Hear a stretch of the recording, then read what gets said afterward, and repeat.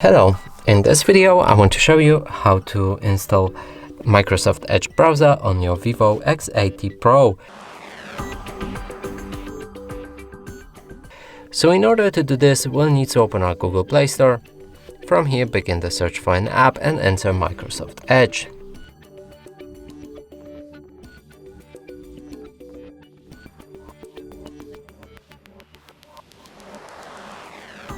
Select this app. Install it. After installation process is complete, we'll be able to open this app. From here, you can turn on synchronization by adding account or signing into one, but I'm gonna do it later. Here you can enable or disable data sharing preferences. I'm gonna disable them and proceed.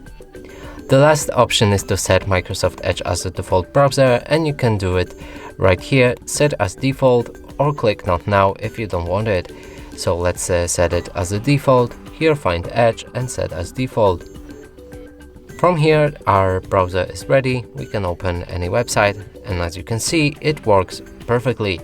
And that's it for this video. Hope you like it. Please consider subscribing to our channel, leave a like and a comment below.